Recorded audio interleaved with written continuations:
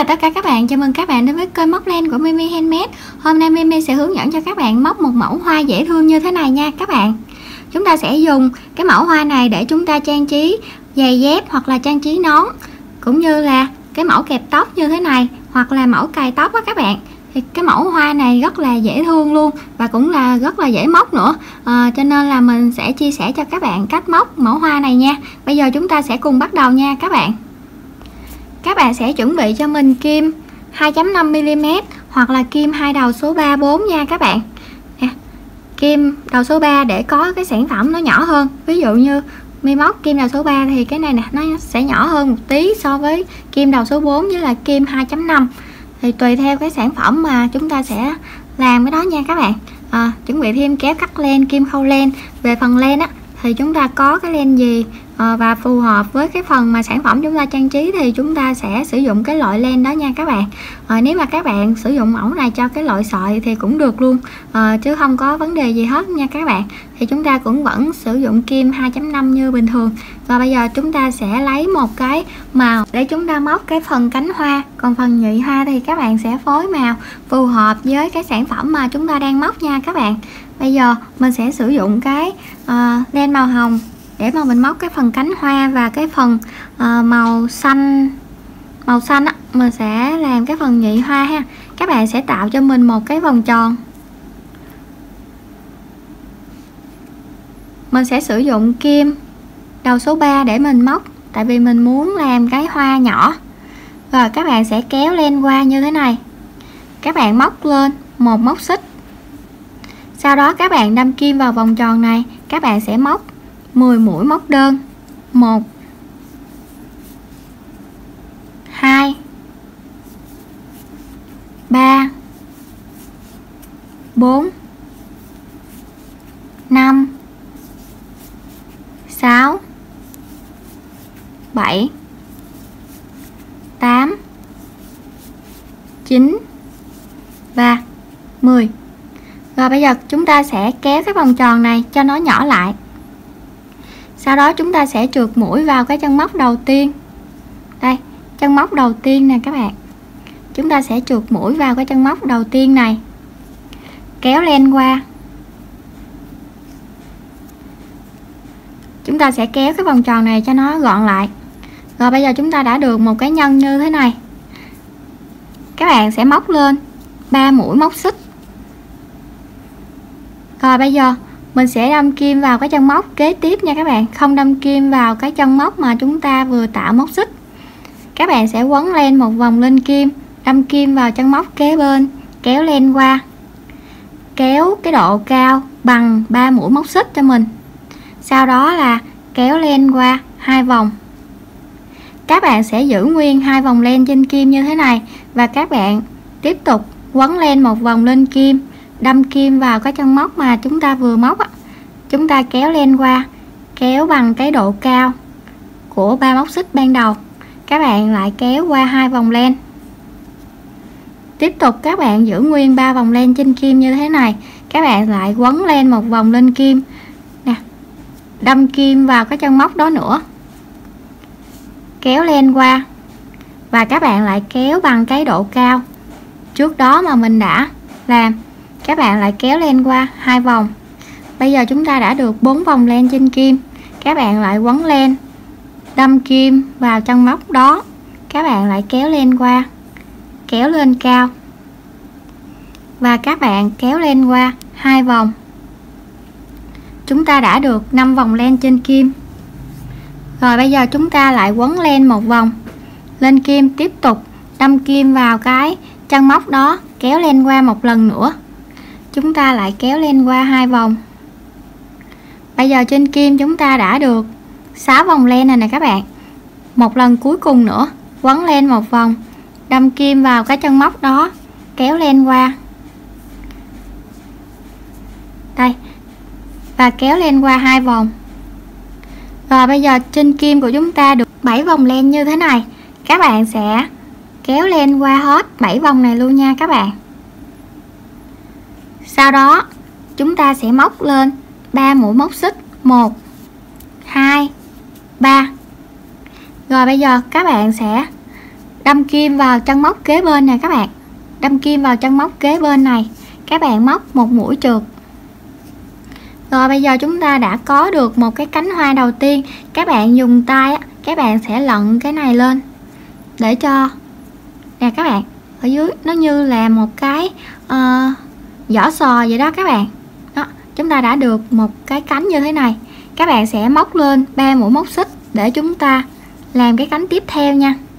Bây giờ các bạn cũng sẽ quấn lên một vòng, đâm kim vào chân móc kế bên, các bạn kéo lên qua và kéo lên cùng độ cao của 3 mũi móc xích, sau đó là kéo lên qua 2 vòng, các bạn lại quấn lên, kéo lên qua và kéo lên qua 2 vòng, tiếp tục quấn lên,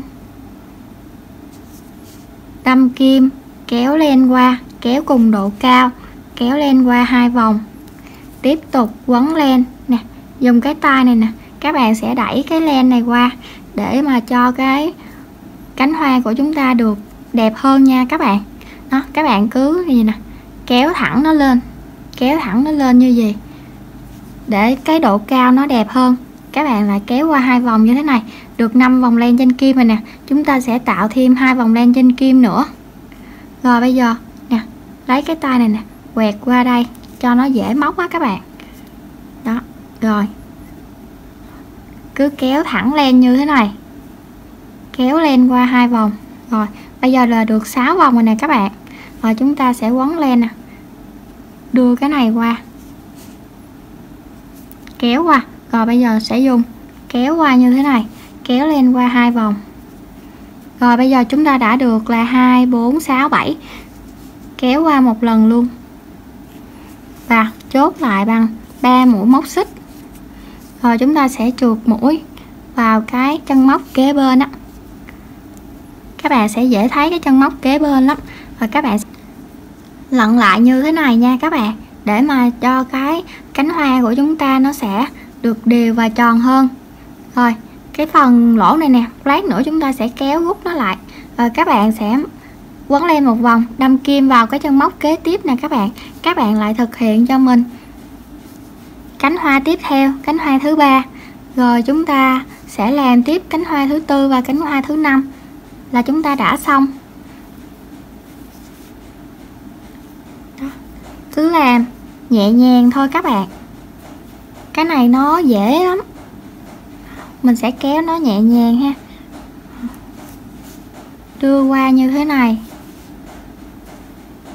Đó, được 5 vòng rồi nè. Rồi chúng ta sẽ dùng cái tay á, chúng ta kéo cái này qua để mà cho nó gọn á các bạn. Rồi chúng ta có cái vòng cuối cùng nữa nè. Đây, mình đã tới cái vòng cuối cùng của cánh thứ 3 rồi nè. Rồi mình cũng sẽ kéo qua 2 vòng như thế này. Rồi bây giờ trên kim của chúng ta đã được 1, 2, 3, 4, 5, 6, 7. Rồi chúng ta sẽ kéo qua hết luôn. Rồi chốt lại bằng 3 móc xích như thế này. Rồi chúng ta cũng sẽ trượt mũi vào cái chân móc kế bên đó các bạn, chân móc kế bên này. Rồi chúng ta sẽ lận cái cánh hoa này lại. Rồi chúng ta đã có được 3 cánh hoa như thế này. Rồi bây giờ chúng ta sẽ móc cánh hoa thứ 4 và cánh hoa thứ 5, rồi chúng ta sẽ gặp lại nhau nha các bạn. Bây giờ các bạn có thể là kéo cái vòng tròn này cho nó nhỏ lại cũng được nè. Đó, nó khít lại rồi. Và bây giờ chúng ta sẽ cùng móc nha các bạn. Mình đã móc tới cái cánh hoa cuối cùng rồi nè các bạn. Và chúng ta sẽ trượt mũi vào cái chân móc mũi dời nha. Nè, cái chân móc mũi dời này nè. Các bạn sẽ trượt mũi vào cái chân móc này, móc một mũi trượt và các bạn luồn cái kim móc ra phía sau. Các bạn sẽ móc lên một móc xích, kéo và cắt len. Chúng ta kéo rút nó chặt lại. Rồi chúng ta sẽ làm lại cái cánh hoa cho nó được bằng phẳng hơn nha các bạn. Và chúng ta sẽ rút lại một lần nữa, kéo thật chặt. Một lát nữa chúng ta sẽ giấu những cái sợi len thừa vào trong mũi móc. Rồi bây giờ chúng ta đã có được một cái hoa 5 cánh như thế này. Chúng ta sẽ để ở đây và chúng ta sẽ lấy cái len để làm cái nhụy hoa nha các bạn. Các bạn sẽ quấn lên một vòng, quấn lên tạo một vòng tròn như thế này nè. Rồi các bạn sẽ đưa cái kim móc qua cái vòng tròn này, các bạn kéo len qua, móc lên 3 mũi móc xích. Các bạn sẽ quấn len, đâm kim vào vòng tròn này, chúng ta sẽ kéo len qua, kéo bằng độ cao của 3 mũi móc xích đó. Rồi các bạn sẽ kéo qua 2 vòng, tiếp tục các bạn lại quấn len, đâm kim vào vòng tròn, kéo len qua, kéo bằng độ cao luôn nha các bạn, và kéo qua 2 vòng, các bạn lại quấn len, đâm kim, kéo len qua 2 vòng, quấn len, kéo len và kéo len qua 2 vòng. Chúng ta đã được là 5 vòng len trên kim. Rồi các bạn nếu mà làm cái size nhỏ thì các bạn có thể là làm 5 vòng len trên kim như thế này, các bạn sẽ kéo qua một lần luôn nha các bạn. Và chúng ta cũng sẽ chốt mũi bằng 3 mũi móc xích.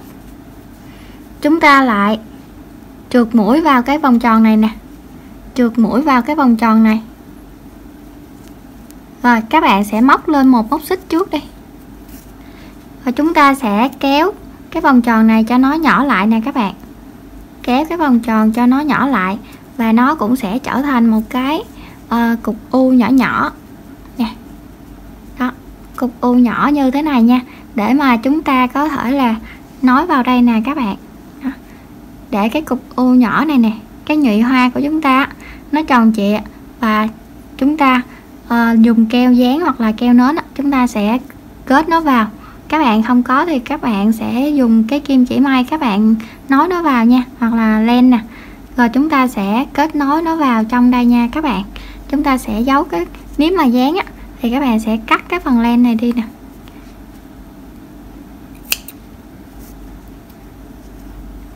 Rồi cắt luôn cái phần này cho nó nhỏ gọn lại thôi.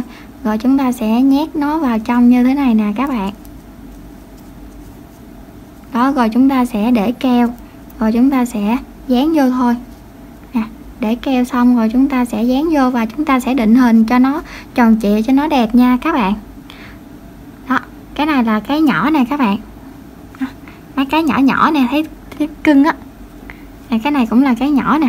Có cái này nè thì to nè các bạn, to nè, tại vì mình làm cái này là kim đầu số 4 á. Đó, kim đầu số 4 nè. Còn cái này nè là kim 2.5mm nè các bạn, tùy theo cái sản phẩm mà chúng ta sử dụng kim móc nha. Rồi bây giờ chúng ta sẽ dùng keo chúng ta kết nó vào nha các bạn. Đây là cánh hoa của mình đây các bạn ơi, rất là xinh xắn nhỏ nhắn. Cái này là em út của toàn bộ cái này luôn. Tại vì mình móc cái miêu hà các bạn, cho nên là cái sợi len nó sẽ nhỏ hơn miêu cô tông một tí. Thường thường mình sẽ móc miêu cô tông nhưng mà để mình trang trí cái sản phẩm nhỏ cho nên mình sử dụng cái len này với kim móc đầu số 3 cho nó thuận tiện cho cái sản phẩm của mình.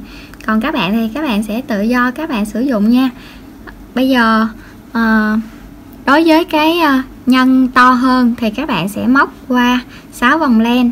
Còn cái này mình móc qua 5 vòng len nè. Cái nhân nhỏ nè các bạn, cái nhụy nhỏ 5 vòng len, cái nhị to thì 6 đến 7 vòng len. Rồi bây giờ mình sẽ chúc các bạn móc thành công nha. Khi nào mà các bạn móc được các bạn nhớ comment cho mình biết nha. Mình hy vọng là các bạn sẽ yêu thích cái mẫu hoa này cũng như là video của Mimi Handmade. Các bạn ủng hộ mình bằng một cái lượt thích video nha các bạn, và ủng hộ mình thêm một cái lượt đăng ký kênh nha. Mình cảm ơn các bạn đã xem hết video này và thực hiện cái mẫu hoa này cùng mình nha. Bây giờ mình xin chào tạm biệt các bạn và hẹn gặp lại các bạn ở những clip sau. Bye bye.